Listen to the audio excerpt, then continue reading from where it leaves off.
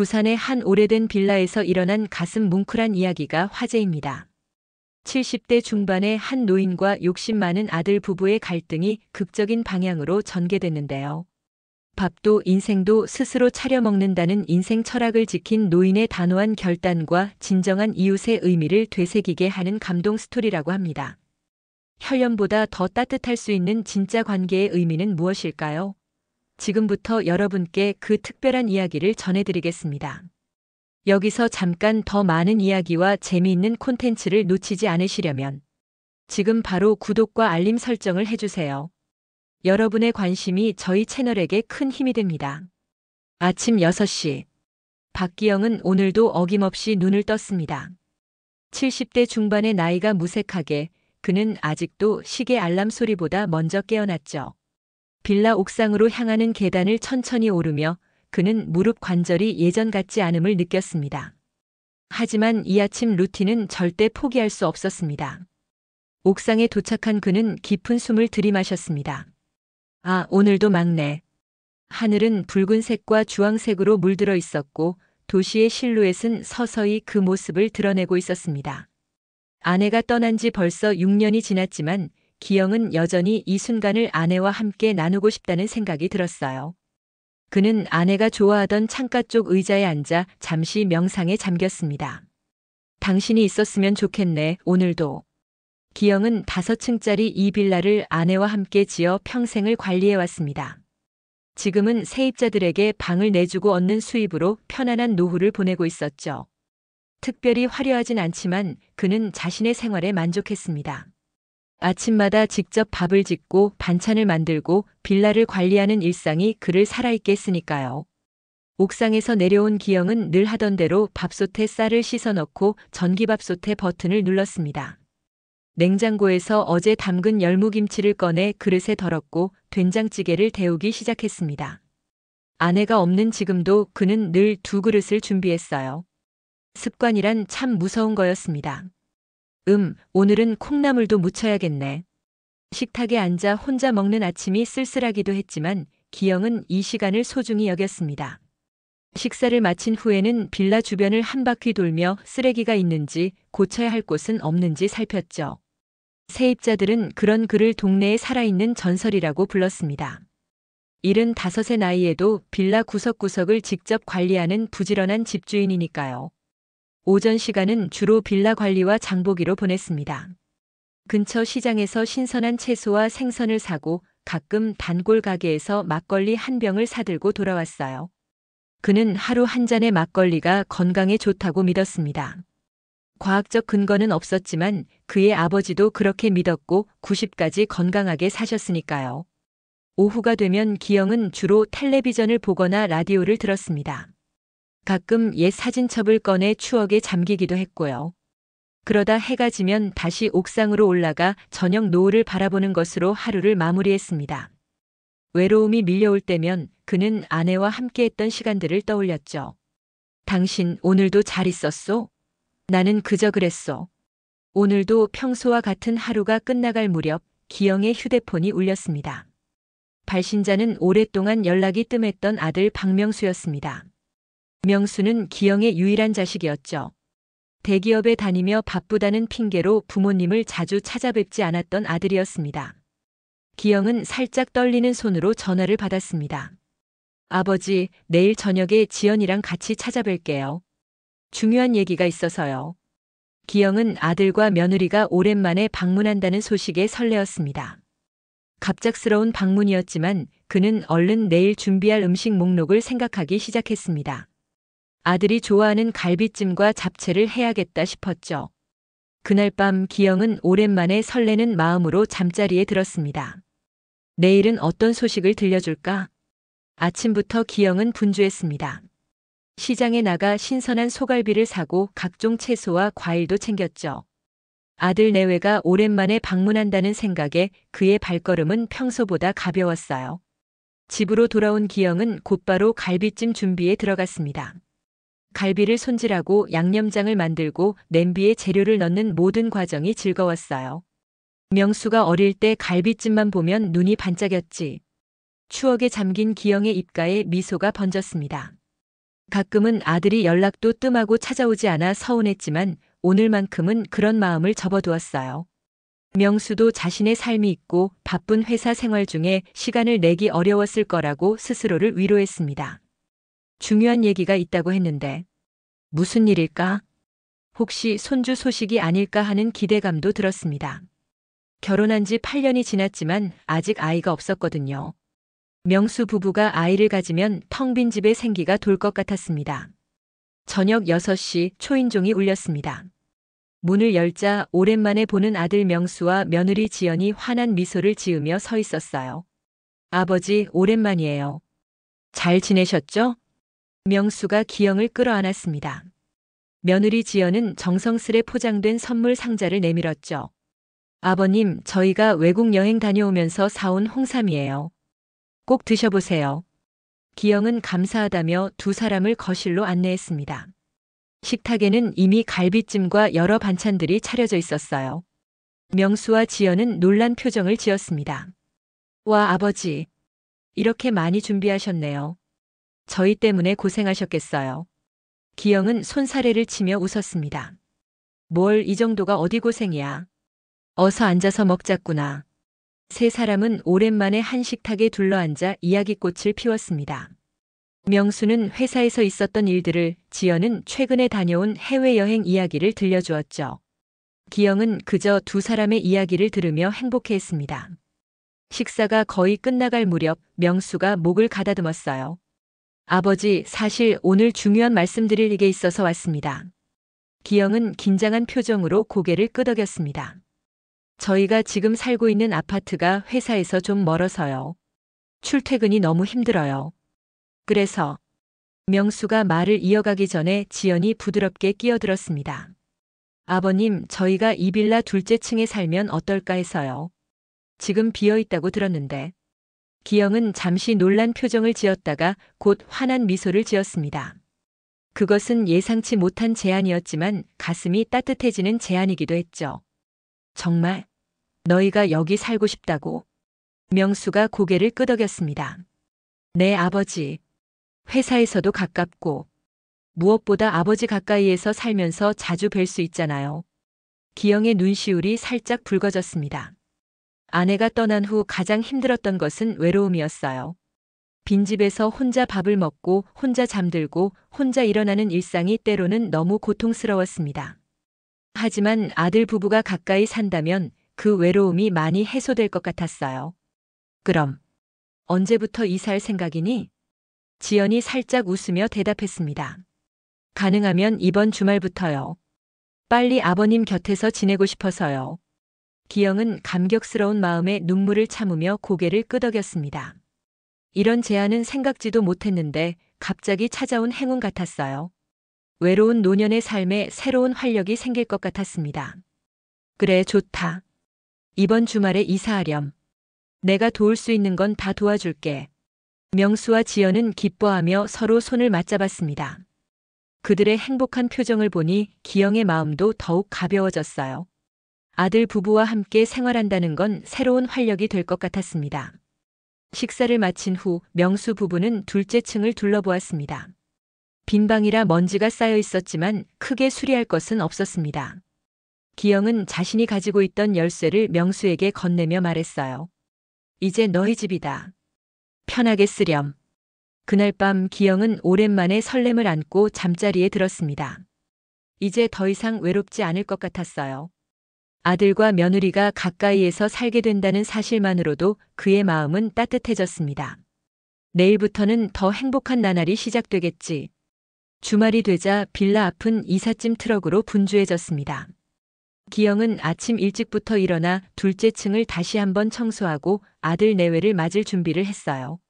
창문을 활짝 열어 환기시키고 바닥을 꼼꼼히 닦았습니다. 그의 움직임에는 활기가 넘쳤죠. 이제 집이 시끌벅적해지겠구먼. 이삿짐 트럭에서 짐을 내리는 동안 기영은 열심히 도왔습니다. 무거운 것은 들지 말라는 명수의 말에도 그는 꼭 뭐라도 들려고 했어요. 자신의 나이를 잊은 채 들떠 있었거든요. 지연은 짐을 정리하면서 계속 기영에게 말을 걸었습니다. 아버님, 저희가 이사하고 나면 매일 아침 식사는 제가 준비할게요. 아버님은 아침에 그냥 내려오시기만 하면 돼요. 기영은 손사래를 쳤습니다. 아니야, 내가 알아서 먹을 수 있어. 하지만 지연은 고개를 저었어요. 안 돼요. 이제 저희가 아버님을 모셔야죠. 그동안 혼자 고생하셨는데 이제는 저희가 챙겨드릴게요. 그 말에 기영의 마음은 따뜻해졌습니다. 정성스러운 며느리의 모습에 아내가 있었다면 얼마나 좋아했을까 하는 생각도 들었어요. 이사는 생각보다 빠르게 끝났고 저녁 때는 세 사람이 둘째 층 거실에 모여 치킨과 맥주로 간단히 저녁을 먹었습니다. 아버지, 앞으로 잘 부탁드려요. 뭐 불편하신 거 있으시면 언제든 말씀하세요. 명수가 진심 어린 목소리로 말했습니다. 기영은 행복한 미소를 지으며 고개를 끄덕였어요. 그날 밤 그는 오랜만에 편안한 마음으로 잠자리에 들었습니다. 다음 날 아침 기영이 평소처럼 일찍 일어나 밥을 하려는데 초인종이 울렸어요. 문을 열자 지연이 환한 미소를 지으며 아침 식사가 담긴 트레이를 들고 서 있었습니다. 아버님, 아침 드세요. 오늘부터는 제가 챙겨드릴게요. 기영은 감사함을 표하며 식사를 받았습니다. 된장찌개와 계란말이 그리고 몇 가지 반찬이 정성스럽게 차려져 있었어요. 맛있게 먹으면서 그는 오랜만에 느끼는 가족의 따뜻함에 마음이 뭉클해졌습니다. 그렇게 며칠이 지나고 기영의 일상은 완전히 달라졌어요. 이제 아침마다 지연이 가져다주는 식사로 하루를 시작했고 저녁에는 종종 함께 식사를 했습니다. 주말이면 명수가 그를 모시고 드라이브를 다녀오기도 했죠. 외로웠던 일상에 활기가 돌기 시작했어요. 한 달쯤 지났을 때 지연은 기영의 방 청소도 자청했습니다. 아버님, 이제 빨래도 제가 해드릴게요. 그냥 세탁바구니에 넣어두시면 돼요. 처음에는 불편했지만 차츰 기영도 며느리의 정성에 마음을 열었습니다. 지연은 정말 효성이 지극한 며느리였어요. 매일 아침 저녁으로 식사를 챙겨주고 집안일도 도맡아 했습니다. 그는 아들에게 복이 많다고 생각했습니다. 명수야, 내 처가 참 훌륭하구나. 너는 복이 많아. 명수는 쑥스러운 듯 웃으면서 대답했어요. 네, 아버지. 지연이가 효심이 깊어서 다행이에요. 그렇게 시간이 흘러둘 달이 지났을 때 어느 저녁 식사 자리에서 지연이 조심스럽게 입을 열었습니다. 아버님, 사실 저희가 말씀드릴 게 있어요. 기영은 호기심 어린 표정으로 지연을 바라보았어요. 지연은 명수와 눈빛을 교환한 뒤 말을 이었습니다. 저희가 요즘 자동차를 알아보고 있어요. 명수 오빠가 출퇴근할 때 쓸 차요. 기영은 고개를 끄덕였습니다. 그래? 어떤 차를 생각하고 있니? 지연이 잠시 망설이다가 말했어요. 벤츠 E클래스요. 회사에서 과장으로 승진한 기념으로. 기영의 표정이 살짝 굳었습니다. 벤츠라면 고급 외제차였고 가격도 만만치 않을 텐데 싶었죠. 하지만 그는 아들의 선택을 존중하려 했습니다. 비싸지 않겠니? 근데 너희가 좋다면 사도 되지. 이때 지연이 다시 말을 이었어요. 그런데 아버님, 저희가 지금 돈이 좀 부족해서요. 혹시 말을 끝맺지 못하는 지연 대신 명수가 조심스럽게 말을 이었습니다. 아버지, 저희가 자동차 값을 좀 빌릴 수 있을까요? 1,000만 원만 도와주시면. 기영은 순간 말문이 막혔습니다. 1,000만 원은 결코 적은 금액이 아니었어요. 그는 노후를 위해 차곡차곡 모아둔 저축이 있긴 했지만 외제차 구입을 위해 돈을 빌려주는 것은 선뜻 내키지 않았습니다. 그렇게 비싼 차가 꼭 필요할까? 국산차도 좋은 게 많은데. 명수의 표정이 살짝 실망으로 바뀌었습니다. 지연도 고개를 숙였죠. 기영은 마음이 불편했지만 자신의 생각을 분명히 전달했습니다. 미안하다. 하지만 그렇게 비싼 차를 사는 건 아직은 너희에게 부담이 될 것 같구나. 내가 도와줄 수는 있지만 꼭 벤츠여야 할까? 식사 자리는 갑자기 무거워졌어요. 명수는 억지로 웃으며 말했습니다. 네, 아버지 말씀이 맞아요. 저희가 너무 무리했네요. 다시 생각해 볼게요. 그날 이후 기영은 뭔가 달라진 기운을 느꼈습니다. 지연의 목소리 톤이 미묘하게 변했고 가져다주는 식사의 품질도 조금씩 달라지기 시작했어요. 하지만 그는 이를 단순한 기분 탓으로 생각했습니다. 일주일이 지났습니다. 기영은 무언가 달라진 집안 분위기를 분명히 느꼈어요. 아침 식사 트레이에 오르는 반찬 가짓수가 줄어들었고 지연이 말을 걸어오는 횟수도 확연히 감소했습니다. 예전에는 부르지 않아도 찾아와 안부를 묻곤 했는데 이제는 마주쳐도 간단한 인사만 나눌 뿐이었죠. 어느 아침 기영은 평소보다 늦게 일어났습니다. 시계를 보니 8시가 넘어 있었어요. 초인종을 기다렸지만 소리가 나지 않았습니다. 혹시 지연이 깜빡했나 싶어 잠시 더 기다려봤지만 여전히 소리는 들리지 않았어요. 오늘은 무슨 일이 있나? 궁금해진 기영은 직접 아래층으로 내려가 보기로 했습니다. 둘째 층에 도착해 문을 두드리자 한참 만에 지연이 나왔어요. 머리는 헝클어져 있었고 얼굴엔 피곤한 기색이 역력했습니다. 아, 아버님. 죄송해요. 오늘은 좀 늦잠을 자서. 기영은 괜찮다며 웃어 보였습니다. 아침 준비 안 해도 된다. 내가 먹을 수 있으니 신경 쓰지 마라. 지연은 미안하다는 말만 반복하며 서둘러 주방으로 향했어요. 하지만 그날 차려진 아침은 그저 김이 식은 밥과 계란 프라이 하나뿐이었습니다. 기영은 아무 말 없이 식사를 했지만 마음 한구석이 쓰라렸습니다. 그날 이후로 상황은 더 악화되었어요. 아침 식사는 가끔씩 누락되기 시작했고 오더라도 질이 현저히 떨어졌습니다. 지연의 표정은 점점 더 무뚝뚝해졌고 명수도 전보다 늦게 들어오는 날이 많아졌어요. 한 달쯤 지났을 때 기영은 갑자기 심한 감기에 걸렸습니다. 열이 오르고 온몸이 아팠어요. 그는 간신히 전화기를 들어 아들에게 연락했습니다. 명수야, 내가 좀 아픈데 약을 좀 사다 줄 수 있겠니?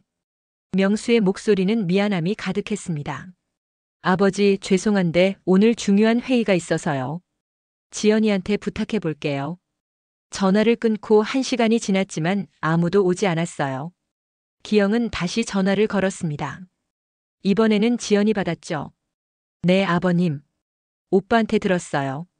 근데 저도 지금 밖에 나와 있어서 저녁에 들어가면 사다 드릴게요. 기영은 이해한다며 전화를 끊었지만 마음은 무거웠습니다. 결국 그는 아픈 몸을 이끌고 직접 약국에 가야 했어요. 돌아오는 길에 그는 문득 깨달았습니다. 가족이라고 생각했던 이들에게 자신은 그저 부담스러운 존재였던 걸까요?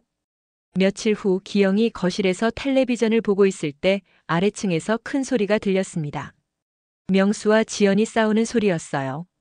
귀를 기울이지 않으려 했지만 소리가 너무 커서 들릴 수밖에 없었습니다. 당신이 그렇게 하면 어떡해요? 아버님께 그냥 솔직하게 말씀드렸으면 좋았잖아. 명수의 목소리였어요. 지연의 대답이 이어졌습니다. 뭘 솔직하게요?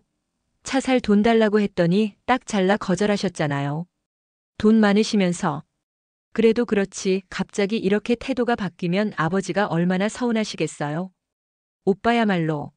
아버님 모신다고 해놓고 그냥 나한테 다 맡겨놓고 본인은 뭐 했어요? 기영은 심장이 쿵쾅거리는 것을 느꼈습니다. 그들이 싸우는 이유가 자신 때문이라니.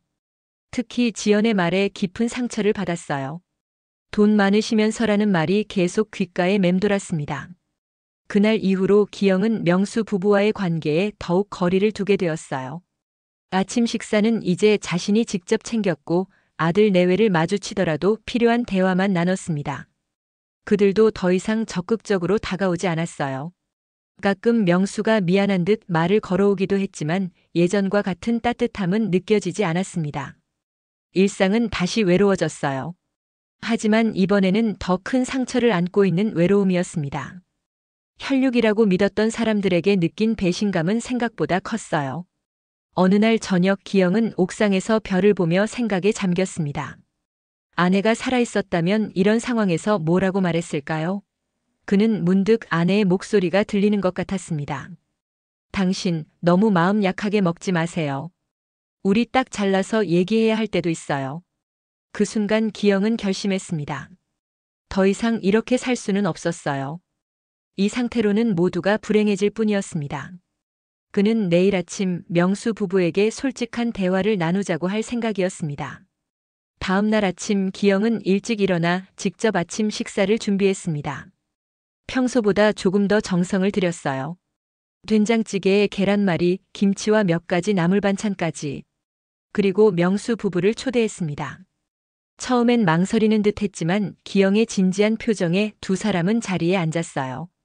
너희들에게 할 말이 있구나. 기영의 목소리는 평소보다 단단했습니다.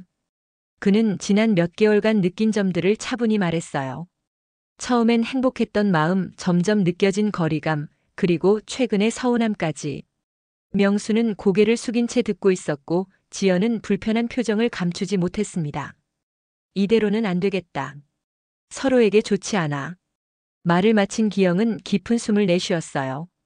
이제 돌이킬 수 없는 말을 하려 했기 때문입니다. 너희가 이사를 갔으면 좋겠다. 침묵이 흘렀습니다. 기영의 말이 끝나고 식탁에는 무거운 정적만이 남았어요. 명수는 놀란 눈으로 아버지를 바라보았고 지연은 입술을 깨물며 고개를 숙였습니다. 아무도 먼저 말을 꺼내지 못했죠. 아버지, 그게 무슨 말씀이세요? 명수가 겨우 입을 열었습니다. 그의 목소리는 떨리고 있었어요. 기영은 담담하게 대답했습니다. 내 말은 간단해. 너희가 여기 사는 게 서로에게 좋지 않은 것 같다. 처음엔 좋았지만 지금은 모두 불편해하고 있잖니. 지연이 갑자기 고개를 들었습니다. 그녀의 눈에는 분노가 서려 있었어요. 아버님, 저희가 뭘 그렇게 잘못했다고 내쫓으시는 거예요? 매일 아침 식사도 챙겨드리고 빨래도 해드리고. 기영은 한숨을 내쉬었습니다. 처음 몇 주는 그랬지. 하지만 차 이야기 이후로 달라졌잖니. 내가 눈이 멀었나? 귀가 먹었나? 다 느껴졌다. 명수가 급하게 끼어들었습니다. 아버지, 저희가 잘못했어요. 죄송합니다. 그냥 일시적인 거였어요. 앞으로는 더 잘할게요. 기영은 고개를 저었습니다. 그의 눈에는 이미 결심이 서려 있었어요. 명수야, 이건 일시적인 문제가 아니야. 우리 관계의 기반이 잘못된 거지. 너희가 진심으로 나를 모시려 한 게 아니라 뭔가 기대하는 게 있었던 거잖니. 지연의 얼굴이 붉어졌습니다. 그녀는 자리에서 벌떡 일어났어요. 아니, 저희가 그렇게 나쁜 사람들입니까? 그냥 조금 도움을 요청했을 뿐인데 이렇게 내쫓으시면 어떡해요? 기영의 표정은 변하지 않았습니다. 오히려 더 단단해졌어요. 내가 너희를 내쫓는 게 아니다. 그냥 각자의 공간에서 지내자는 거지. 내가 기대했던 건 돈이나 도움이 아니라 진심 어린 관계였어. 명수가 일어나 아버지 앞에 무릎을 꿇었습니다. 그의 눈에는 눈물이 고여 있었어요. 아버지, 제발요. 한 번만 더 기회를 주세요. 저희가 정말 잘할게요. 아버지 곁을 떠나고 싶지 않아요. 기영은 잠시 흔들렸습니다. 아들의 눈물 어린 모습에 마음이 약해질 뻔했어요. 하지만 지난 몇 달간의 기억이 떠올랐습니다. 아픈데도 약 한 봉지 사다 주지 않았던 일, 점점 무뚝뚝해지는 며느리의 태도, 그리고 늦은 밤 들려오던 싸움 소리. 일어나라, 명수야. 내 결정은 바뀌지 않는다. 지연이 갑자기 소리쳤습니다. 알았어요. 우리 나갈게요. 어차피 이런 좁은 빌라에 살기 싫었어요. 돈 좀 있다고 그렇게 인색하게 굴 거면서 뭐하러 효도를 바라세요? 명수가 당황한 표정으로 아내를 말렸지만 이미 때는 늦었어요. 지연은 울분을 참지 못하고 계속 말을 이었습니다. 처음부터 우리 돈 때문에 끌어들인 거잖아요. 무슨 아침 식사니 빨래니. 다 돈을 받기 위한 작전이었잖아요. 기영은 그 자리에서 일어났습니다. 그의 눈에는 슬픔과 결단이 함께 담겨 있었어요. 일주일 안에 이사해라. 더 이상 할 말은 없다. 그 말을 남기고 기영은 자신의 집으로 올라갔습니다. 가슴이 무거웠지만 동시에 어떤 해방감도 느꼈어요. 오랜 세월 쌓아온 자신의 신념과 원칙을 저버리지 않았다는 안도감이었을까요? 다음 날부터 기영과 명수 부부 사이에는 어색한 긴장감이 흘렀습니다. 마주치면 최소한의 인사만 나눌 뿐 더 이상의 대화는 없었어요. 명수는 몇 번 아버지를 찾아와 마음을 돌려보려 했지만 기영은 완강했습니다. 이미 결정한 일이다. 서로에게 좋은 결정일 거야.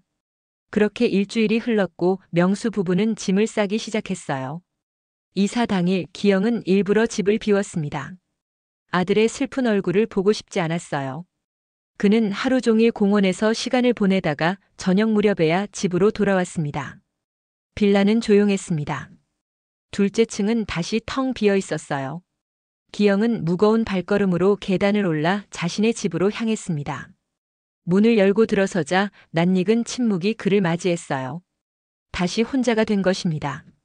그는 잠시 우두커니 서 있다가 천천히 부엌으로 향했습니다. 냉장고를 열어 간단한 저녁거리를 꺼내며 생각했어요. 이제 다시 시작이구나. 저녁을 준비하면서 기영은 이상하게도 마음이 가벼워지는 것을 느꼈습니다. 가족이라는 이름으로 감싸진 거짓된 관계보다는 차라리 정직한 고독이 낫다는 생각이 들었어요. 그는 식탁에 앉아 혼자 밥을 먹으며 미소 지었습니다. 밥도 인생도 내가 직접 차려 먹는 게 맞는 거였어. 그날 밤 기영은 오랜만에 편안한 잠을 잤습니다. 마음 한구석에는 아들에 대한 미련이 남아 있었지만 그보다 더 큰 것은 자신의 원칙을 지킨 데서 오는 자부심이었어요. 그는 꿈속에서 아내를 만났습니다. 아내는 환하게 웃으며 그의 손을 잡았죠. 당신 잘했어요. 이제 진짜 우리의 삶을 살아요. 다음 날 아침 기영은 평소보다 더 일찍 일어났습니다. 창문을 활짝 열고 신선한 공기를 들이마셨어요. 이제 그는 다시 자신의 루틴으로 돌아갈 생각이었습니다. 옥상에서 일출을 보고 혼자 밥을 짓고 빌라를 관리하는 평화로운 일상으로요. 일주일이 지났습니다. 기영은 다시 혼자만의 일상으로 돌아왔어요. 처음에는 적응이 쉽지 않았습니다. 아들 부부가 머물렀던 시간이 비록 짧았지만 그 기간 동안 누군가와 함께 사는 것에 익숙해져 있었거든요. 하지만 차츰 예전의 평화로운 루틴을 되찾아갔습니다. 아침 6시 기상, 옥상에서 일출 감상, 직접 차리는 아침 식사, 빌라 관리까지. 모든 것이 제자리로 돌아왔어요. 그런데 묘하게도 이전과는 다른 무언가가 있었습니다. 그건 바로 더 단단해진 자신의 마음이었어요. 나도 몰랐네. 내가 이렇게 강한 사람이었다니. 기영은 거울 속 자신의 모습을 바라보며 미소 지었습니다. 명수 부부 사건은 그에게 큰 상처를 주었지만 동시에 자신의 가치관을 더욱 확고히 하는 계기가 되었어요. 무조건적인 혈연의 정보다 더 중요한 것은 진심 어린 마음과 서로에 대한 존중이라는 것을 깨달았습니다. 어느 날 오후 기영이 빌라 앞 정원에서 잡초를 뽑고 있을 때였어요. 한 젊은 부부가 그에게 다가왔습니다. 혹시 이 빌라 주인분이신가요? 기영은 고개를 들어 그들을 바라보았습니다. 30살 정도로 보이는 남자와 여자가 환한 미소를 지으며 서 있었어요. 네, 그렇습니다만. 남자가 정중히 고개를 숙였습니다. 안녕하세요. 저희는 이 근처로 이사 올 집을 알아보고 있었어요. 혹시 이 빌라에 빈 방이 있을까 해서요. 기영은 잠시 생각에 잠겼습니다. 명수 부부가 나간 둘째 층이 비어 있긴 했지만 다시 세입자를 들이는 것에 대해 망설여졌어요. 하지만 젊은 부부의 진지한 표정에 마음이 움직였습니다. 마침 둘째 층이 비어 있긴 합니다. 한번 보시겠어요? 부부는 기뻐하며 고개를 끄덕였고 기영은 그들을 안내했습니다. 둘째 층을 구경하는 동안 그들은 계속해서 예의 바른 질문을 던졌고 기영의 말에 진심으로 귀 기울이는 모습이었어요.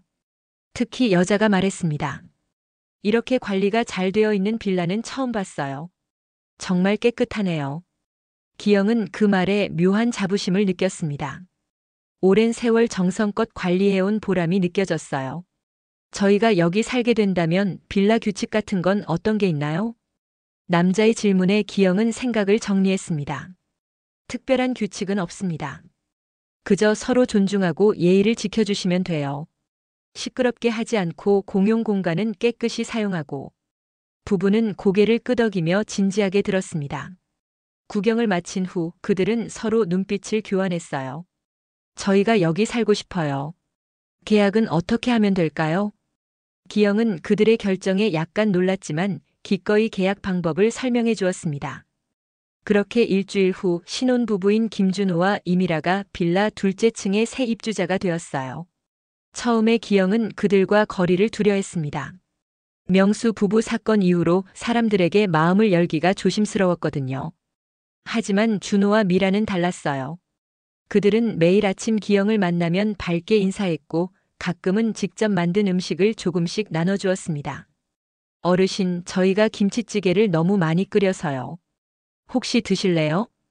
미라의 정성 어린 태도에 기영은 차츰 마음의 문을 열기 시작했습니다. 그들은 결코 무언가를 바라고 다가오는 것 같지 않았어요. 그저 순수하게 이웃으로서 정을 나누고 싶어 하는 것 같았습니다. 한 달쯤 지났을 때 기영이 옥상에서 일을 하다가 발을 삐끗했어요. 다행히 크게 다치지는 않았지만 걷기가 불편했습니다. 그날 저녁 누군가 문을 두드렸어요. 문을 열자 준호가 서 있었습니다. 어르신, 오늘 계단에서 발을 다치셨다고 들었어요. 괜찮으세요? 기영은 놀랐습니다. 자신이 다쳤다는 소식을 어떻게 알았을까요? 오늘 제가 일찍 퇴근해서 옥상에 올라갔다가 어르신이 불편해 보이시길래요. 혹시 병원에 가보셨나요? 기영은 고개를 저었습니다. 별거 아니라서 그냥 집에서 쉬고 있네. 준호는 걱정스러운 표정을 지었어요. 그래도 한번 검사 받아보시는 게 좋을 것 같아요. 제가 내일 오전에 시간이 있는데 모시고 가도 될까요? 기영은 잠시 망설였지만 준호의 진심 어린 걱정에 고개를 끄덕였습니다. 다음 날 아침 준호는 약속대로 기영을 데리고 병원에 갔어요. 다행히 단순 염좌였고 약과 파스를 처방받았습니다. 병원에서 돌아오는 길에 준호가 말했어요. 어르신, 사실 저희 부부가 어르신께 감사드릴 게 많아요. 이렇게 관리가 잘 된 집에서 살게 해주셔서요. 요즘같이 집주인과 세입자 사이가 좋지 않은 경우가 많은데 어르신은 정말 다르시더라고요. 기영은 그 말에 가슴이 따뜻해지는 것을 느꼈습니다. 자신이 평생 지켜온 가치를 알아봐주는 것 같아 기뻤어요. 나야말로 고맙네. 젊은 사람들이 이렇게 예의 바르고 따뜻하니 내가 더 기쁘지. 그날 이후로 기영과 신혼부부 사이의 관계는 더욱 돈독해졌습니다. 그들은 단순한 집주인과 세입자가 아닌 서로를 존중하고 배려하는 이웃이 되었어요. 기영은 가끔 옥상에서 가꾸는 상추나 고추를 나눠주었고 미라는 종종 직접 만든 반찬을 조금씩 가져다 주었습니다. 이런 게 진짜 사람 사는 거지. 기영은 옥상에서 별을 바라보며 혼잣말을 했습니다. 혈연이라는 이름으로 묶인 관계보다 진심 어린 마음으로 맺어진 인연이 때로는 더 따뜻할 수 있다는 것을 깨달았어요. 그는 다시 한번 자신의 결정이 옳았음을 확신했습니다. 2달이 지났습니다. 가을의 끝자락, 나뭇잎이 물들기 시작하는 계절이었어요. 기영은 오늘도 아침 일찍 일어나 옥상에 올랐습니다. 차가워진 공기가 얼굴을 스치는 느낌이 좋았어요. 그는 깊게 숨을 들이마셨습니다. 아, 좋구먼. 오늘도 맑네. 옥상에는 기영이 심어놓은 작은 화분들이 줄지어 있었습니다. 상추와 고추는 이제 막 수확을 끝냈고 겨울을 준비해야 할 시기였어요. 그는 화분들을 정리하면서 문득 아래층 신혼부부가 생각났습니다. 요즘 준호가 야근이 많다고 했었죠. 미라는 혼자 저녁을 먹을 때가 많다고 했고요. 오늘은 내가 뭐라도 끓여서 나눠 먹을까? 기영은 미소 지으며 계단을 내려왔습니다. 냉장고를 열어 무엇을 만들지 고민하던 중 문득 전화벨이 울렸어요. 발신자 확인을 해보니 명수였습니다. 아들이 나간 이후로 연락은 거의 없었어요. 기영은 잠시 망설이다 전화를 받았습니다. 여보세요? 아버지. 저예요, 명수. 아들의 목소리는 어딘가 불안해 보였습니다. 기영은 침착하게 대답했어요. 그래, 무슨 일이니? 아버지, 죄송합니다. 그때 일은 정말 미안해요. 지연이도 많이 반성하고 있어요. 저희가 아버지 뵙고 싶은데 오늘 저녁에 시간 되실까요? 기영은 잠시 생각에 잠겼습니다. 명수의 목소리에는 진심이 묻어 있는 것 같았어요. 하지만 그는 쉽게 마음을 열 수 없었습니다. 한번 깨진 신뢰는 쉽게 회복되지 않는 법이니까요. 무슨 일인데? 그냥 아버지께 사과드리고 싶어서요. 특별한 일은 없어요. 기영은 한숨을 내쉬었습니다. 그는 아직도 명수를 아들로 생각하고 있었고 완전히 관계를 끊고 싶지는 않았어요. 하지만 경계심도 함께 있었습니다. 알았다. 저녁 6시에 오너라. 전화를 끊은 후 기영은 복잡한 심정이었습니다. 다시 한번 상처받게 될까봐 두려웠지만 한편으로는 아들과의 관계가 회복되길 바라는 마음도 있었어요. 그는 오후 내내 마음을 정리하며 저녁을 준비했습니다. 6시가 되자 초인종이 울렸어요. 기영이 문을 열자 명수와 지연이 서 있었습니다. 지연은 평소보다 훨씬 수수한 차림이었고 두 사람 다 어딘가 초조해 보였어요. 기영은 아무 말 없이 그들을 거실로 안내했습니다. 앉으시오. 세 사람은 거실 테이블에 둘러앉았습니다. 어색한 침묵이 흘렀어요. 명수가 먼저 입을 열었습니다. 아버지, 정말 죄송합니다. 그때 저희가 너무 잘못했어요. 지연도 고개를 숙였습니다. 아버님, 제가 정말 잘못했어요. 그때 제 말이 너무 심했습니다. 용서해 주세요. 기영은 담담하게 그들을 바라보았습니다. 두 사람의 사과가 진심인지 아닌지 확신할 수 없었어요. 그는 천천히 말했습니다. 그래, 너희 마음은 알겠다. 하지만 왜 갑자기 사과하러 온 거지? 혹시 또 무슨 일이 있나? 명수와 지연이 서로 눈빛을 교환했습니다. 그 모습을 본 기영의 가슴에 불안감이 스쳤어요. 그의 예감은 맞았습니다. 명수가 조심스럽게 말을 이었습니다. 사실 저희가 지금 사는 집 전세금을 올려달래서요. 그런데 돈이 부족해서. 기영의 표정이 굳어졌습니다. 결국 돈 때문이었던 거죠. 그는 고개를 저었습니다. 안 되겠구나. 너희는 아직도 나를 이해하지 못하는 것 같다. 지연이 갑자기 무릎을 꿇었습니다. 아버님, 제발요. 저희가 정말 어려운 상황이에요. 이번 한 번만 도와주시면. 명수도 함께 무릎을 꿇었습니다. 아버지, 저희가 잘못했어요. 하지만 정말 급해서 그래요. 도와주세요. 기영은 두 사람을 바라보며 깊은 숨을 내쉬었습니다. 그의 마음 한구석에서는 아들을 도와주고 싶다는 생각이 들었어요. 하지만 또 다른 한편에서는 이것이 반복될 일임을 알고 있었습니다. 명수야, 내가 너희에게 마지막으로 하고 싶은 말이 있다. 기영은 천천히 자리에서 일어났습니다. 그의 목소리는 흔들림 없이 단단했어요. 밥도 인생도 내가 차려 먹는 거다. 남이 차려주는 밥만 바라보다가는 언젠가 굶게 된다. 내가 내 나이였을 때 나는 이미 이 빌라를 짓기 위해 10년 넘게 돈을 모으고 있었다. 아무도 나한테 돈을 주지 않았어. 다 내 힘으로 이룬 거야. 명수와 지연은 고개를 숙인 채 듣고 있었습니다. 기영은 말을 이었어요. 너희도 이제 스스로 서야 한다. 부모 도움만 바라보는 자식은 결코 강해질 수 없어. 내가 너희를 사랑하기 때문에 이번에도 돈을 주지 않겠다. 지연의 얼굴이 붉어졌습니다. 그녀는 벌떡 일어나 소리쳤어요. 아니, 어떻게 이러실 수 있어요? 아들이 어려운데. 그 많은 돈 혼자 다 가지고 뭐 하시게요? 명수가 급하게 아내를 말렸지만 지연의 분노는 이미 폭발한 상태였습니다. 다른 부모들은 다 자식 도와주는데 왜 아버님만 이러세요? 그냥 우리더러 죽으라는 거예요? 기영은 흔들림 없이 지연을 바라보았습니다. 그는 더 이상 화가 나지 않았어요. 오히려 이들을 불쌍하게 여기는 마음이 들었습니다. 내가 너희에게 줄 수 있는 가장 큰 선물은 스스로 서는 법을 가르쳐주는 거란다. 이제 돌아가거라. 명수가 마지막으로 애원했습니다. 아버지, 제발요. 하지만 기영의 결심은 확고했어요. 그는 문을 향해 손짓했습니다. 이제 가거라. 언제든 사람다운 마음으로 오면 문은 열려 있다. 하지만 돈을 바라고 온다면 다시는 오지 마라. 결국 명수와 지연은 풀이 죽은 채 자리를 떴습니다. 문이 닫히고 기영은 깊은 한숨을 내쉬었어요. 가슴이 아팠지만 동시에 어떤 해방감도 느꼈습니다. 그는 창가에 서서 밤하늘을 바라보았습니다. 당신, 내가 잘한 걸까요? 아내에게 묻는 듯한 목소리였지만 대답은 그의 마음속에서 나왔어요. 그래, 잘했어. 진짜 사랑은 때로는 단호함을 필요로 하니까. 새벽이 밝았습니다. 기영은 평소처럼 일찍 일어나 옥상으로 향했어요. 가을의 마지막 기운이 느껴지는 아침이었습니다.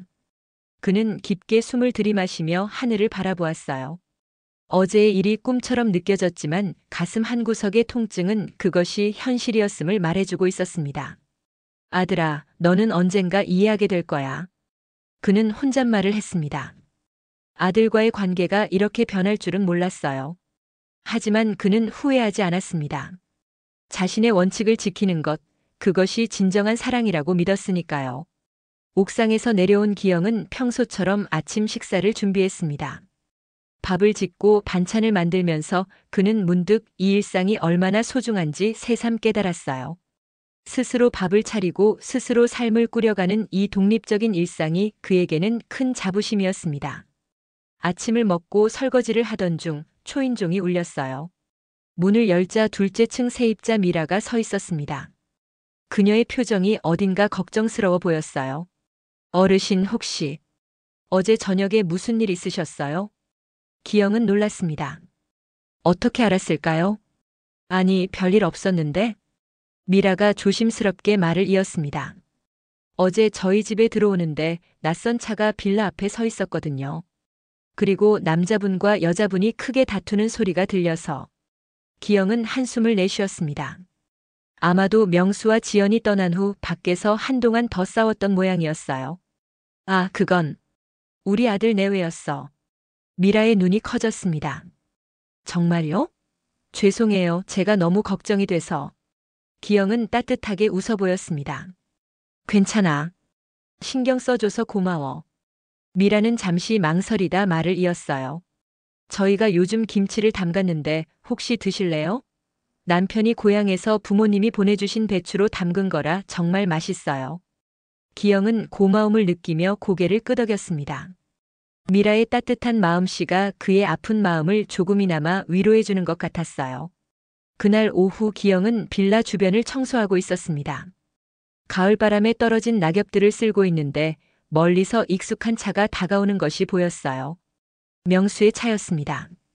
기영은 잠시 망설였지만 계속해서 자신의 일을 했습니다. 차가 빌라 앞에 서더니 명수와 지연이 내렸습니다. 그들의 표정은 어제와는 달리 굳어 있었어요. 특히 지연의 얼굴은 분노로 일그러져 있었습니다. 기영은 그들을 무시한 채 청소를 계속했습니다. 아버지! 명수가 소리쳤습니다. 기영은 마지못해 그들을 향해 돌아섰어요. 왔니? 지연이 갑자기 앞으로 나서며 소리쳤습니다. 이런 식으로 자식을 대하시면 어떡해요? 저희 정말 어려운 상황이라고요. 기영은 침착하게 대답했습니다. 내 대답은 어제와 같다. 너희 스스로 해결해라. 그 말에 지연은 더욱 격분했어요.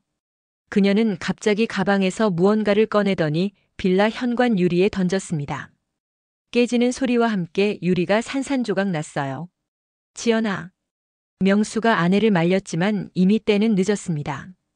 지연은 계속해서 소리쳤어요. 이게 다 당신 아버지 때문이야. 우리 보고 거리에서 살래? 그 많은 돈 다 어디다 쓰려고. 기영은 깨진 유리를 바라보며 깊은 슬픔을 느꼈습니다. 이제는 정말 돌이킬 수 없는 지경에 이른 것 같았어요. 그는 천천히 주머니에서 전화기를 꺼냈습니다. 내가 경찰에 신고하기 전에 당장 떠나거라. 명수의 얼굴이 창백해졌습니다. 아버지 제발요. 지연이가 잠시 흥분한 것뿐이에요. 우리 대화로 해결해요. 하지만 기영의 결심은 확고했습니다. 그는 이미 전화기로 번호를 누르고 있었어요. 여보세요? 네, 제 빌라에 와서 기물을 파손하는 사람이 있어서요. 명수는 놀란 표정으로 아버지를 바라보았습니다. 그는 이런 상황을 예상하지 못했던 모양이었어요. 지연도 갑자기 정신이 든 듯 멈춰 섰습니다. 아버지, 제발 그러지 마세요. 하지만 기영은 이미 신고를 마친 상태였습니다. 그는 담담하게 말했어요. 경찰이 오기 전에 떠나라. 그럼 더 이상의 일은 없을 거다. 명수와 지연은 서로를 바라보았습니다. 잠시 후 그들은 서둘러 차에 올라탔고 곧 빌라에서 멀어졌어요. 기영은 그들이 떠나는 모습을 바라보며 깊은 한숨을 내쉬었습니다. 이제 정말 끝이구나. 얼마 후 경찰이 도착했습니다. 기영은 상황을 설명했고 경찰은 자세한 진술을 받아갔어요. 그 과정에서 둘째 층 문이 열리더니 준호가 나왔습니다. 어르신, 무슨 일 있으셨어요? 기영은 간단히 상황을 설명했습니다. 준호는 걱정스러운 표정으로 말했어요. 정말 많이 놀라셨겠네요. 일단 저희 집에 들어오셔서 좀 쉬시는 게 어떨까요? 기영은 고맙다며 고개를 저었습니다. 괜찮네. 그냥 집에서 쉴게.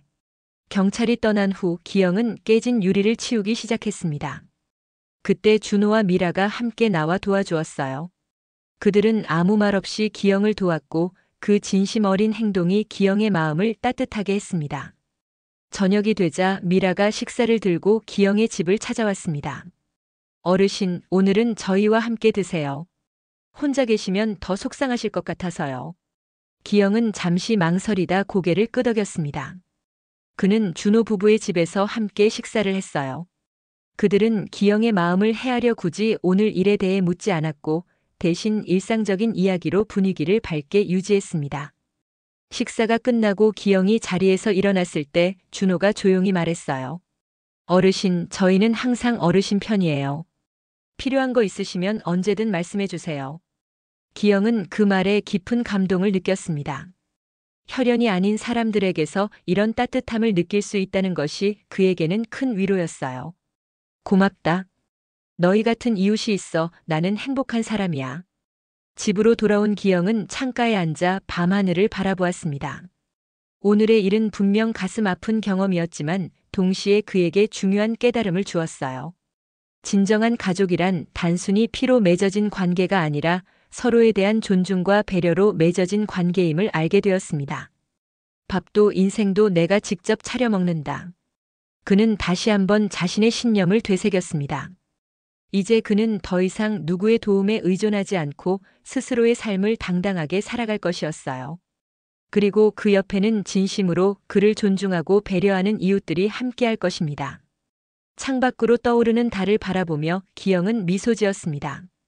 비록 아들과의 관계는 끝이 났지만 그의 삶은 계속될 것이었어요. 더 강하고 더 단단하게. 내일도 해는 뜨겠지. 그리고 나는 또 밥을 차리고 인생을 살아가겠지. 그렇게 기영의 새로운 일상은 계속되었습니다. 아침에 일어나 직접 밥을 짓고 빌라를 관리하고 때로는 준호 부부와 소소한 이야기를 나누는 일상. 그것이 진정한 행복임을 그는 이제 확실히 알게 되었습니다. 밥도 인생도 내가 직접 차려 먹는다. 그 단순하지만 강력한 진리를 가슴에 품고 박기영은 오늘도 내일을 맞이할 준비를 했습니다.